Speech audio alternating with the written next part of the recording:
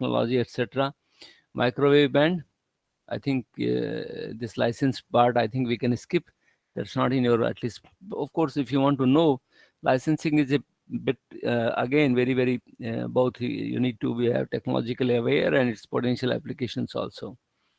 Unlicensed, why I'm saying unlicensed? Because, your ISM band, that is your 2.4 gigahertz, you can say ISM band, industrial, scientific, medical.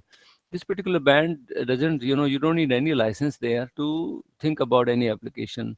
So that's what, that's why you can say your Wi-Fi or this particular applications came into Bluetooth, or all applications came into this ISM band. Because, researchers, they did not have to apply for license or something fees. They thought about some applications, and then this is how this particular band has now a lot of applications, you can say, which perhaps would have not come if this particular spectrum was not, you can say, available for the researcher or scientist, or you can say lab. They were experimenting in the lab, and obviously they could test at this particular bands. So model of wireless propagation, free space, I mean, you already know. I think I can probably go a bit forward about this Shannon's formula. Huh? What is Shannon formula? I think you know about Snell channel capacity. Have you heard about this name or not so far, students? That's very important No, theorem. sir. No. Snell channel capacity theorem, essentially you can say, this says that how much data you can transmit, across a particular bandwidth. This sets up an upper limit, you can say. Okay. Now you might say that why set the upper limit on a particular, how much bandwidth I have and how much transmission I can, you can say, transmit. And that's important, because what it says is upper bound on the bit rate. Okay, so W, if you say upper bound on bit rate of any channel of bandwidth h hertz, h is the bandwidth, log 1 plus s 2 to the power 1 plus s by n, signal to noise ratio. So essentially, this W will define the upper limit of the capacity. How much capacity a particular channel having this H bandwidth can deliver me.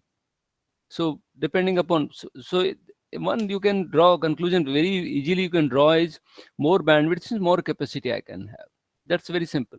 And then this particular bandwidth and this particular signal to noise ratio, if I can trade off, suppose your signal to noise ratio can compromise a bit, you can have some advantage in capacity. If you say, no, I don't want to have any, signal to noise ratio should never go below this thing, then of course that defines your, you can say, bound there. So this is a particular trade-off between that. And you can say if you go beyond that capacity, then there will be error. And what he said was, this kind of capacity or rate of transmission that you are using, it can be, you can say, designed in any, wireless or wired media, and you can always deliver that information. The real world, the upper bound is difficult to achieve due to free space path losses. Okay, so what are the losses, you can say, in free space? You understand, free space loss means, whenever any signal propagates, it will suffer some losses because of the, you can say, reflection, diffraction, or scattering through the media. So these are called, you can say, free space path losses, 4 pi by, lambda, or you can say, you can define, if you define the power, transmitted power, you can say, or corresponding to power density. Okay, if you take a sphere, then power density you can define as power transmitted upon 4 pi d square. That means distance from the transmitter. Okay, and 4 pi d is essentially, you can say, spherical area, area you are defining. So the receiving antenna, how much power it will, you can say, define, will receive, obviously depend upon, you can say, again, it's, you can say, the kind of absorption cross section it has, effective area, or you can say the gain of the particular, receiver antenna, something like.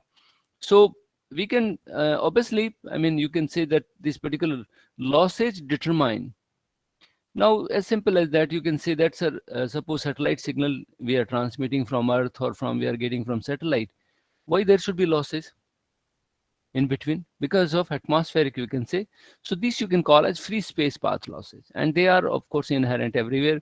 In wired media also you'll have some losses that will not be free space, but you can say different kind of other heating or other losses. If it's a electrical cable, optical fiber, then there are different other kind of losses. Obviously, it will suffer. So that's one part. Then Doppler shift, of course, if they are moving another, and you can have fast or slow fading. As I talked, I mean, maybe in wireless media you will have fast, slow, and fast fading means, I mean, depending upon, you can say, your particular spectrum, particular movement of the, you can say, your subscriber relative to the base station or your surroundings, you might have fading. Fading means variation of the signal received by the your, you can say, antenna. This, you can say, if you are receiving here, so maybe multipath propagation, or you can say other, I mean, they may add up to some, you can say, losses here. Now reflection scattering you already know about. I can skip this, fast skipping. I think this we can little bit, probably this will be in your other course, I think. Propagation model, relative strength. Okay, relative strength signal of that of signal, I mean, how much will be the relative strength? So if you take the shadowing effect, what is meaning of shadowing? Shadowing is, you can say, if you your high rise building and your base station is at a lower height, obviously the waves that are, you can say, getting transmitted, or they will be falling on that particular high rise building and they will getting reflected. So nothing will, go behind the, you can say, this high rise building. So that you can call as shadowing. So we can calculate those losses also, and we can model them also. Of course, that's not, I mean, in our part right now. I can skip this thing, particularly this networking also. And let us go directly to our link budget analysis.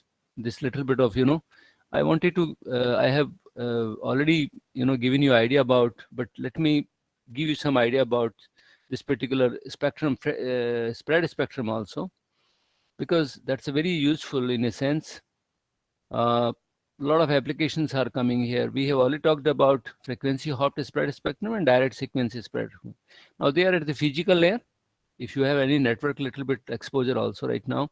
So physical, medium access, logical link control, and internet protocol. I mean, on a, you can say, your OSI model, or you can say TCP/IP model. If you have a little bit, maybe not so far, you might have not probably studied any course on networking, but you can appreciate those who want to at least know about it. Most wireless LAN, local area network, use ISM band. Understand? As I said, wireless LANs obviously came after, you can say, all this particular spectrum allocation. So this particular ISM band, people started making, their devices in this particular range, and this became popular now. They must use as spread spectrum in order not to interfere with the primary users. Okay, hopping pattern in each time slot, as I said earlier on, let me show you. This is a FSSS. That's just to give you more, perhaps, insight into, if you are having this, these are your frequency slots, 1, 2, 3, 4, 5, 6 to up to 10, and this is your time, you can say, across. Now look at here. Now channel 1 and channel 2, the dark represents channel 2, and you can say this particular white represents channel 1. So let's say at this particular instant you might use this channel or this channel at this, and that will be decided by your PN sequence. So hopping means, let us say, one frequency channel, this is taken by some, symbol. The next frequency may be this one, next frequency may be this one, this one, this one, like. So that's a hopping pattern. Hopping essentially means, I mean, you cannot, and it's so fast, you can say, switching, so that the signal or is very secure, you can say. Okay, you understand that? And this SS is different from FDM, frequency division multiplier. You understand? So in 2.4 gigahertz band of ISM, we have a space of 80 megahertz. Okay, this is your ISM band from 2.4 gigahertz to 2.483 megahertz. So that means hardly 80 megahertz bandwidth, and so many applications have come into this area, like your Bluetooth, your wireless LAN, and many more, applications people are at least trying to design in this thing. And you can, of course, slots or other things, primary, secondary user. When there is a one primary user, there will be throughout loss of, you can say, I mean, another advantage, as I said earlier on, was this particular spectrum, I mean, direct sequence, you can serve so many, particular subscriber at a particular, and this primary and secondary user means, I mean, the one does not, you can say, interfere with the other. So that's a little bit of, you can say, corresponding to, I mean, losses or particular interference we can calculate. This is what I discussed about you. I mean, the chips, or you can say PN sequence. But I think right now that's not, you can say, we are trying to, I'm trying to cover that particular other portion. You can say this particular link budget. Okay. Any question any student wants to ask? So when evaluating a wireless link, there are three most important questions to be answered. How much radio frequency power is available? How much bandwidth is available? And what is required reliability? Reliability essentially means in terms of bit error rate. So it's something, जैसे आप बाजार में जाते हैं और आप ये चीज़ खरीद लिया, ये चीज़ खरीद लिया, फिर आपको पता लगता है अरे इतना तो ज़रूरी है, वापस घर भी जाना है, तो ऑटो वाले को इतना पैसा तो इतना तो आप कम से कम जेब में रखेंगे. So it's something, this link budget analysis is something like that, because when you transmit the signal, the signal will suffer some losses. And so what we want to ensure is at least a minimum power is available to the subscriber. Minimum power. And that particular, you can say, minimum power means he can listen to, or whatever the data is making use, that bit error rate, you can say benchmark can be satisfied or fulfilled. So wireless link to modem, required rate is 40 kilohertz.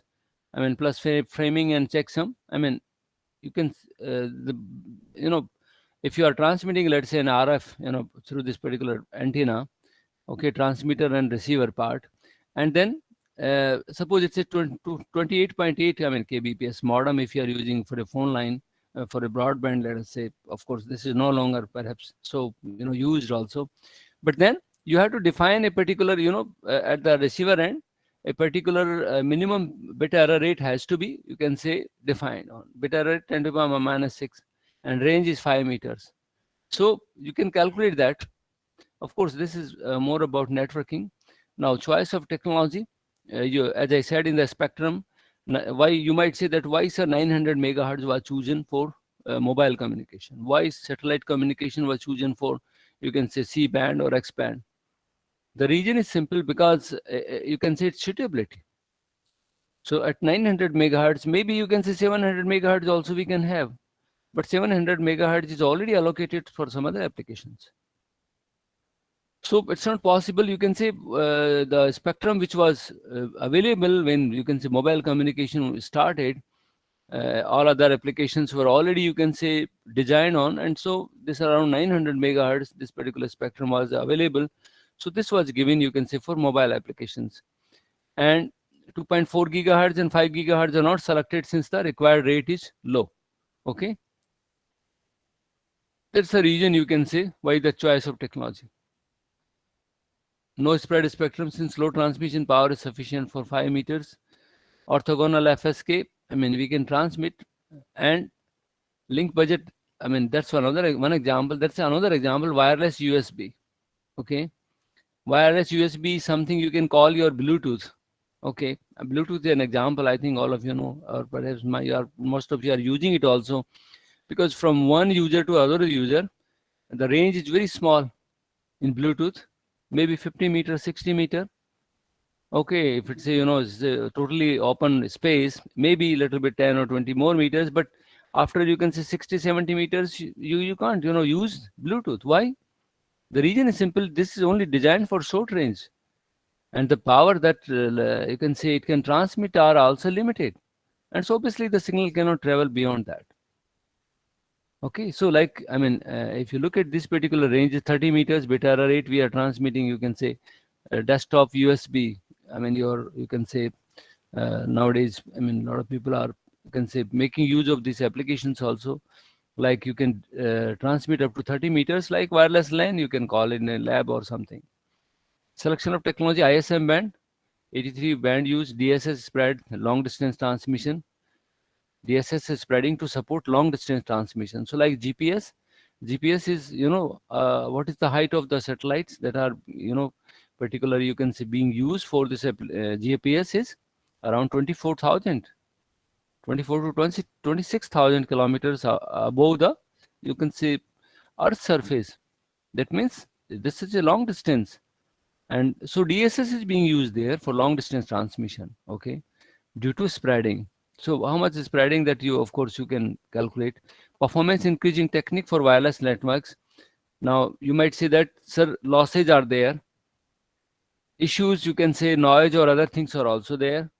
But what can be done to improve this scenario or this losses?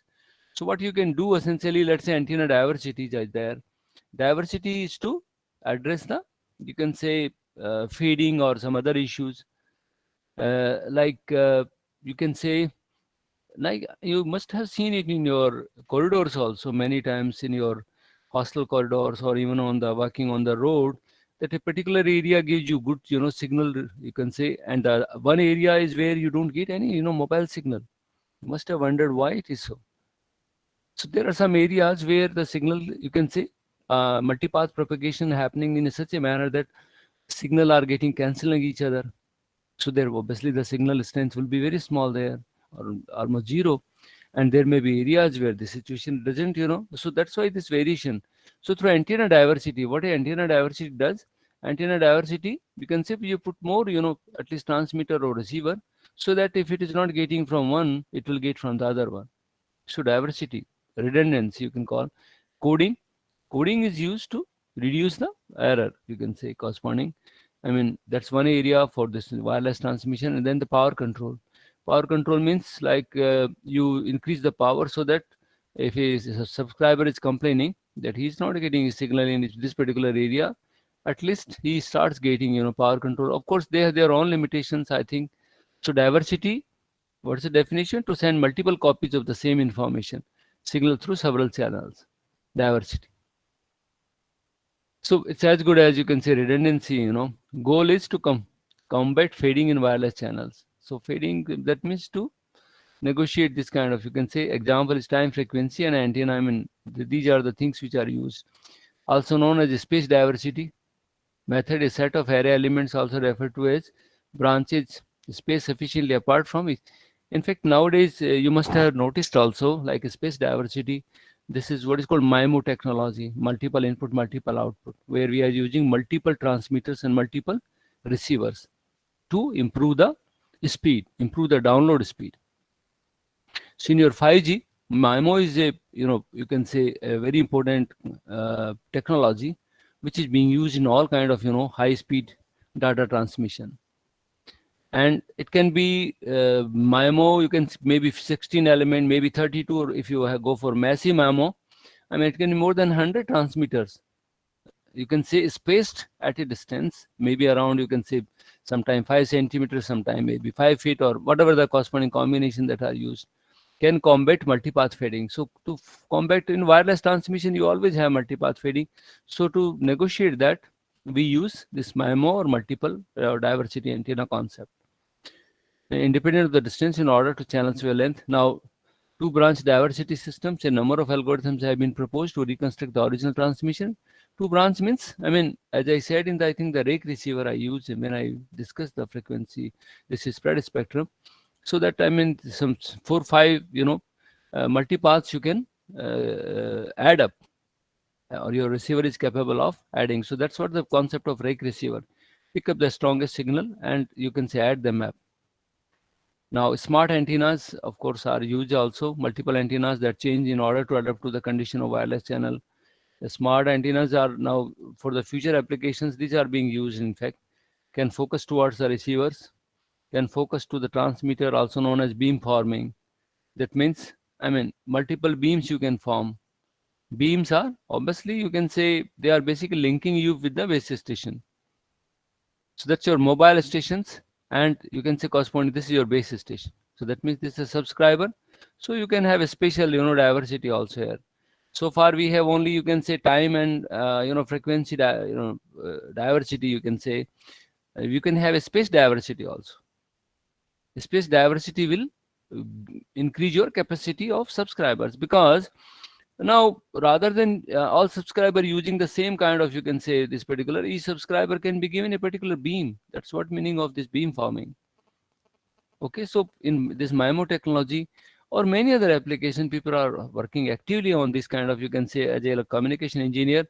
You, if you can, of course, you have not done any course on this kind of, system so far, but maybe next semester when you study about antennas or other things, you will come to know that this particular adaptive beam formation is feasible and is being looked now as a futuristic solution for some of our problems. Because as I said, in case of 5G systems, 1 square kilometer will have near about a million devices connected.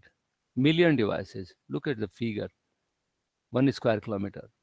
That's what being projected when it is implemented. So, I mean, that's what I think your campus interview companies are also asking about IoTs, and you can say corresponding to your application based on you can say 5G communication. Most of the companies like your artificial intelligence or augmented, you can say corresponding this intelligence concepts, they are all making use of this 5G technology. So anyway, that you'll be reading more about probably. Then comes the coding. Coding, I think you, as I said, I think earlier on also, you should read a little bit about coding, because you don't have probably any course right now on based on coding. Do we have coding part in our course? Can any student verify that? I'll check today. If it is there, then I'll cover it also, because coding is a very important part of communication systems. So you should have some idea about what meaning of coding is, what kind of different kind of codes are there. So at least block codes or trailers, or I mean different kind of coding patterns, why they are needed, source coding or channel coding. If that is probably part of your course, then of course I can take on the next my next lecture. And this is power control. Power control is essentially in wireless media, you can say, as I said, if a satellite we are not getting signal, let's say in that's best example you can see is in rainy, or you can say rainy days, or even whenever the rain happens, most of our this particular links are, you can say, we don't get any signal through satellite. Why the reason is simply because there are losses. The signal that is, if there is a rain, these raindrops, you can say, they absorb, or the lossage in the signal becomes higher. And that means my signal power level that reaches to my, you can say house top antenna, that is not sufficient. And so we say that, I mean, weather is, you can say, not good. So you won't get this signal until, you have better weather conditions. So that's very good example of link budget, how much power you transmit. And then again, if you talk about satellite communication, in satellite we have to think about that what is the uplink frequency, what is the downlink frequency, what are the losses, and the losses how they can be reduced, which particular frequencies I think are more perhaps you can say prone to losses than the, you can say, frequencies. So these other advantage disadvantage, I think perhaps you will know more about when you try to at least do more courses in you can say this particular area. So I mean, power control is a very well-known technique in our mobile communication. That means you can always transmission power. So depending upon the, you can say, corresponding to area, I mean, you can increase it. But then again, as an electronic engineer, you need to understand that how much power, what kind of amplifier your base stations are using, how much power they transmit. And then if you increase the power in any signal, what are the other effects? There may be some, if you operate an amplifier in a nonlinear region, it will lead to some harmonics. That means maybe some other interferences. So everything as a communication engineer, if you look at, that has to be, you can say, so what we discussed about this is, I think, all about this link budget. And I have confined to my, you can say, spectrum. I have given you an idea about what is the link budget analysis and why it is required. And for the different systems, whether it's you can say spread spectrum systems, whether it's, you can say, microwave links, or whether it's you can say mobile links, everywhere we have to calculate that particular mathematically. Also, I think probably you are not familiar with a lot of these concepts of, you can say, isotropic power or power calculations. Maybe in the next semester, I think we will have that course, or at least some numericals you can also solve on that, how much power will be received given this kind of parameters. But not at least in this only basic concept of link budget I have explained. Okay, any question from any student? Any question, please? And this you can read from any book on communication, where link, what is a link budget, and you can say concept. Okay, so we let me see if there is a error control coding is part of your syllabus. I'll definitely do it. See it tomorrow at least. In the next lecture we can have. Next lecture we have tomorrow at 11 o'clock. Okay. Okay, students. Yes.